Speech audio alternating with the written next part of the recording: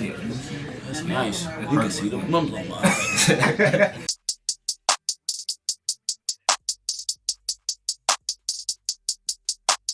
Bringing home the dough. If you know, you know. My life is changing, bro. Stay in hustle mode. Alright y'all, it's your boy Banky the artist. So today we're bringing you another wave tutorial. The specific cut that we're doing is a blowout temp fade. First and foremost, we must comb out the curls because waves are curls. We must loosen them up in order to get a consistent cut. As you can see in the beginning of the video, my man's hairline was straight and crisp. So you see what we're starting off with. I want you to stick around so you can watch this tutorial so you can see the different secrets and techniques that I'm using and applying as a barber in order to perfect this type of haircut.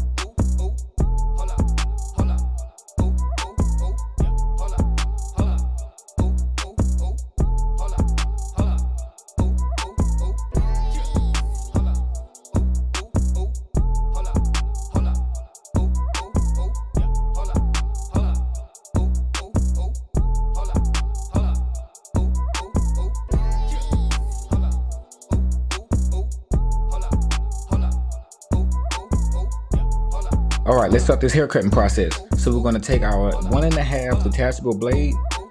It's a 4.2 millimeter measurement as well. It cuts the waves perfectly, especially if the waves are thick. Now, if the hair is pretty soft, I like to use a number 2 detachable, which is a 6.3 detachable, well, 6.3 millimeter measurement. I did do a YouTube video using that detachable. I think it was my recent one actually. So make sure y'all go check that out. But I'm taking my time and I'm going with the direction of the hair. That's the main thing you want to do, especially when it comes down to waves. If you go a different direction of the waves, it will show and you will end up gapping someone. I think in the barber book it says you cut with the grain in order to avoid gaps, or it's against the grain. I'm gonna check in on that though. All in all, you want to make sure you get licensed. All barbers should be licensed. Why? Because we are touching other people's hair, we're touching other people's skin, and honestly, when you go to barber school, you go to learn how to become sanitary, pretty much. I mean, cutting hair, that's pretty much a gift, and that's something that you have to put hours and time in. So that's how you get better at that. But when it comes to getting your license, man, all you're doing is learning how to really become sanitary, and you want to make sure you're using hand sanitizer throughout the day as frequent as possible. Now this is a very important part that I'm doing. You see how I went around his crown area and I kept his crown bushy because I'm going to go back through with my raw guard, and that's a 1.5. However, that's a 4.5 millimeter. You always want to, especially when the crown area is going in different directions, you don't want to use the same guard that you're using. Now I didn't get a chance to show, but I did cut the hair down. Shout out to my little sis. She came and gave me some love. I do work in the salon suites. I work with mostly women, so time and time again you're going to see people come through and give me a hug or something, or give me a shout out. But shout out to my little sis. All right, so we're going to start with our first initial guideline on the blowout temp fade. Now, it's all about the angles when it comes to your blowout temp fade. You want to make sure it's slanted, but you also want to curve it just enough. But you also want to contour it to the client's head, because some people, their head could be set to where you can put a little curve into it a little bit more in order to exaggerate. However, my client's hairline kind of sits on his forehead, so I don't want to exaggerate the fade too much because I don't want to end up going into the hairline. Now that we have our guideline set up, we're going to go ahead and start the fading process on the nape area. And you already know I have to use those Andes masters, man. I mean, when it comes to coarse hair, Andes masters, they cut it good too. And you best believe those blades are sharpened and they're 0 gap. Now you see I have a little to the right of the taper, it's a little bit of hair hanging off. I did correct that, but sometimes, you know, when you're on video, when you're on camera, you can't really check everything because I'm not using my mirror. I'm using my camera to guide me because my mirror is angled the other way. Now right here, this is the fading stroke. The stroke that I was doing before, this is the blending stroke right here, matter of fact. So I'm doing this because sometimes waves could sit in the hair, especially when you have indentions in the head. So when you have indentions in the head, you have to use different fading strokes or whatever. So the stroke that I'm using is the blending stroke when you're going up into the taper, but when I'm trying to soften up the line, I'm just jabbing at the fade right there.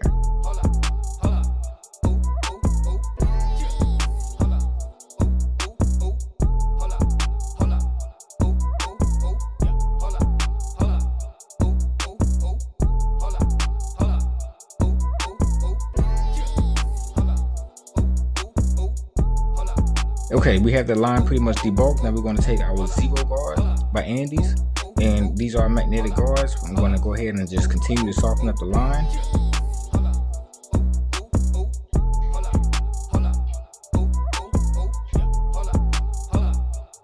Alright, now it's coming together.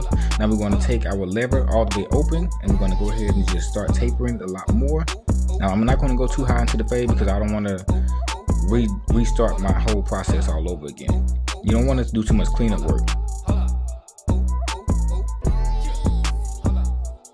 And you see how I'm angling my blades? You have to angle your blades the opposite direction of which way the hair is going. So his hair is spreads out on his neck, but towards the middle, let me take that back. On the sides of his taper, on his neck area, the direction goes outward, but in the middle, it goes down. It sounds hard and it can be difficult when you're first starting off, but once you get used to doing it and once you get the muscle memory for cutting hair, it really isn't that hard. Now I did apply some tap and go hairline spritz. That's why these trimmers are snipping on this hairline. Yes sir. One side is done, the other side must get done as well. Now since I'm left-handed, I'm able to show you the angle a lot better on this side. Now when you're going around the ear, you don't want to go up too high. You want to make sure you're only using the corner of the blades. And then once you get towards the back of the ear, going to the neck area, then that's when you can flatten out your blades. You don't want to press too hard. And with the spritz that you use, you shouldn't have to press too hard anyway.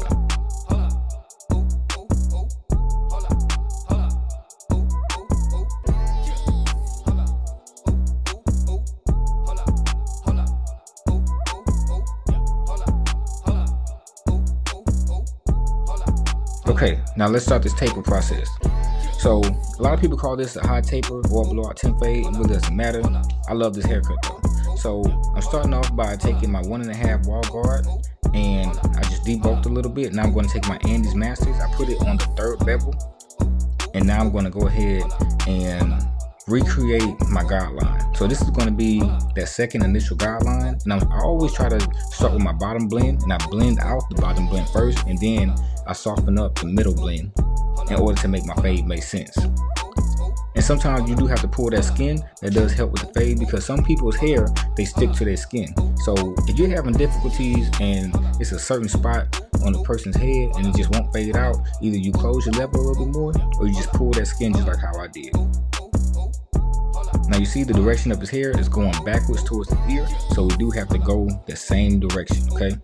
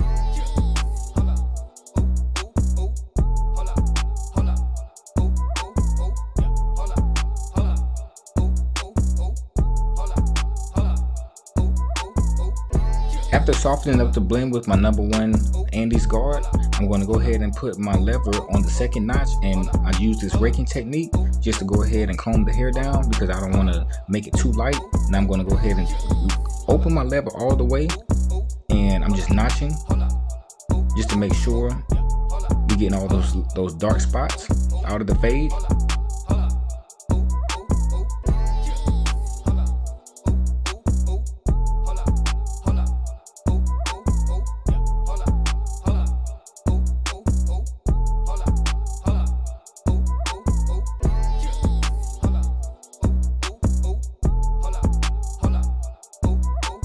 This is a huge tip right here.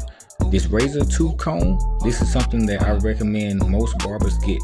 Why? Because everybody's going to cut a waver, or you're going to cut someone with curls. So when you have someone with coarse hair and they have waves in their hair, that's going to help your blends look a lot more consistent. It's going to get all the little curls that you can't get with your guards or with your clippers. It's going to just snip it right off, and it's going to still keep your blend dark and still laid down. Now, what we do on one side, of course, we must do on the other. Of course, everyone looks symmetric, but everyone is asymmetric.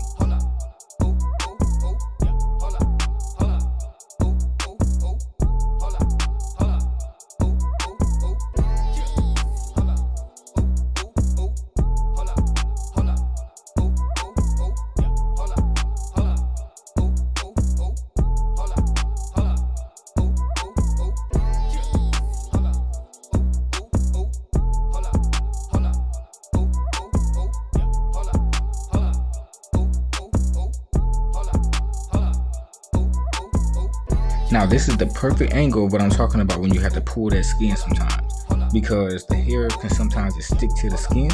So this is where you just keep notching and you pull and you notch a little bit more. And after you pull, let go, just so you don't get lost in your fade, because you don't want to go too high, because when you pull the skin, the fade can look different. So you want to make sure you pull, notch, let go, and then notch. And as you're fading, make sure you're combing and make sure you're brushing throughout the process. That really helps. Once again, there go the secret tip, y'all. I'm telling you, look how the blend came out, man. And now it's gonna make the blend come out even more. After the fade is all said and done, we're gonna take our close shavers and we're gonna go ahead and just clean up that bottom blend just to make the fade look a lot more cleaner. Yes, sir. My boy had to smile for the camera. He caught me slipping. I had my back turned, but I got him. So let's go ahead and start this razor process. So when you have a light or a soft hairline on a client, start off with the razor on the vertical bars. Look at how the vertical bars just came alive. You can't tell me when you first was watching this that the vertical bar was gonna look like that. No, it wasn't. And if you would use the trimmers, it wouldn't look like that, I guarantee you. So this is how you avoid pushbacks. Use your razor first, and then you go back in with the trimmers.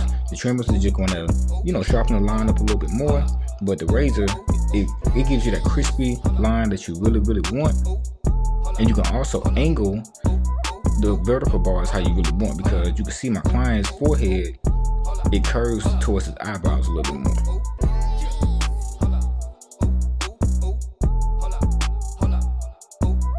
Yes, sir. I like that. That looks good. Okay, you're going to comb out all the residue because you don't want any fool's gold. That's what I like to call it. And you see how I tilted my client's head down? Don't try to force your client's head down. Just tilt his head down. And if they still being rebellious, say, hey man, can you tilt your head down a little bit more? I'm trying to angle it so I can see your hairline from a different point of view. Because this point of view right here, this is how you make sure the hairline is straight. If the client's head is leaning all the way back, you can't tell that the hairline is straight. It may look straight, but your eyes can fool you. Your eyes can deceive you. The mirror will always tell all. Now after lining him up, we're gonna razor it once again, because honestly, in my opinion, your razor is the sharpest tool in your possession as a barber. So as a barber, don't mess with us, please, because you can get cut easily. But that's not a threat, y'all. That's not a threat. And I'm not telling anybody to go make any violent acts. I'm just letting you know. That's how sharp that razor is, man. It only takes one cut or one swipe, and your blood is gushing all over your hands. Trust me, it happened to me all the time. One of my mentors, I asked him, I said, man, like, how did you get so good with the razor? He said, trust and believe. it took a lot of trial and error, and I had a lot of people who got cut. So if you see a cut, don't flinch, don't get scared. Always keep you some septic. It closes up the pores, especially when someone drinks a lot of water and you run over a bump. Because I have a client, he's a lighter tone client, but his bumps hide under his hair follicle. So when I razor his mustache, it never fails. He's always bleeding. So I always make sure I keep some septic on the side just to make sure I can close up the pores a lot quicker. Yes, sir, that hairline looks clean, man. It looks like I already put enhancements in it, but I didn't. So now what we're gonna do, we're gonna hit his forehead with the magic pencil.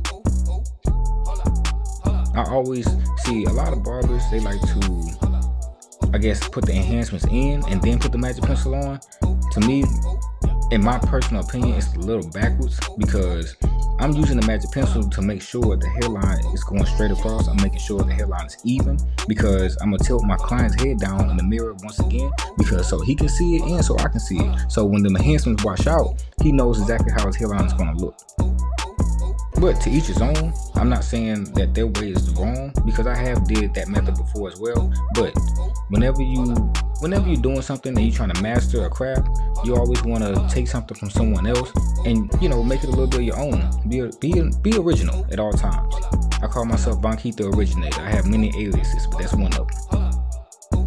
Now, I didn't get to mention, but the enhancements that I am using is Kiss Tintination. I love these enhancements because they do spray out a lot quicker, and the nozzle doesn't get clogged up like how it would on a spray gun nozzle or whatever. And you can see I'm spraying the enhancements throughout the head. Now, I have a finesse on my finger, so I'm not spraying the enhancements too hard. So that's why I'm able to spray the enhancements into the head. And also on the vertical bars, that's the most important part to spray your enhancements. If you don't have no finesse on your trigger finger, then if the enhancements are too dark, wipe that mess out and start all over again. Don't try to finesse and just be like, oh, okay, they're going to have to live with that. Sometimes you got to take your brush them enhancements down, and if that don't work, take a towel, wipe that mess out, start all over again. The goal is to overachieve, is to make the best haircut possible. I don't care if their clients only come in one time. Make sure they have the best experience possible, because they will remember at the end of the day. Everybody has memories. Not everybody has good memories, but everybody remembers a bad experience. So remember that.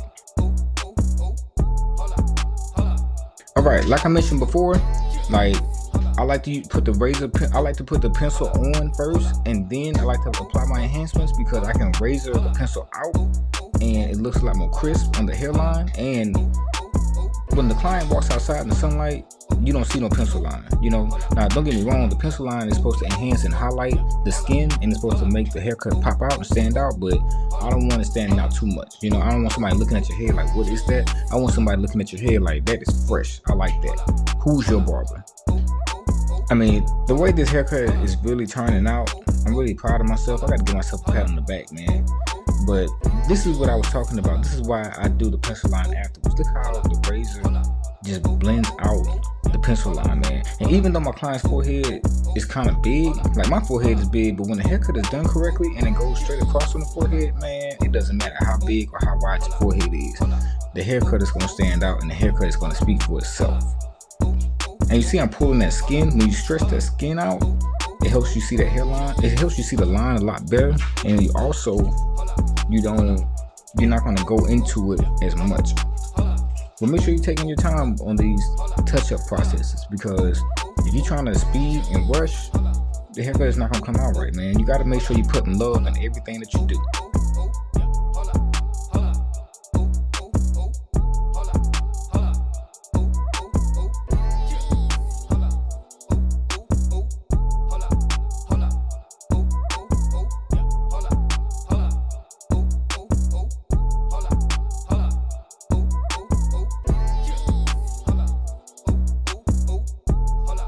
And the final step, now remember what I was telling y'all, when you put that pencil line on after you put the enhancements in and you're trying to smear it out with your blades, you can abrade the skin a lot more versus you just using the razor and then taking your trimmers and just getting the residue line off, and also combing the hair down and getting those small little hairs, especially with wavers, because a waver's hair is very curly, and sometimes the hair can, well, a lot of times the hair can just overlap on the hairline. This is why I charge $100, because I make sure those hairs are not overlapping on the hairline, especially when you put that do-rag on and you take it off the next day. That hairline is gonna look like that, I guarantee you. And I also make sure I fact check with myself, and I say, hey, how does your haircut look after a couple days? And they always say it lasts at least 5 days, especially with the enhancement. All right, we gotta make sure we brush the excess residue off and the hair.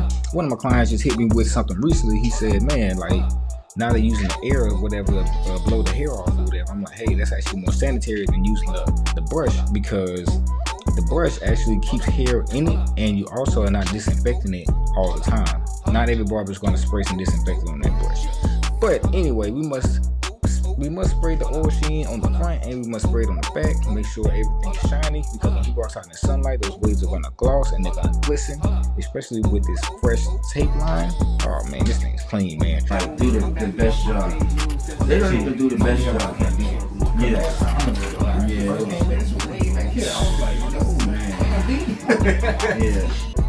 But that was basically me and my client consulting about, you know, he's in college, so of course he went back home to Chi-Town, and his haircut got messed up really bad. And I was telling him, like, yeah, man, last time I cut your hair, your hairline was pushed all the way back. So I was just so happy to see all the new growth come in.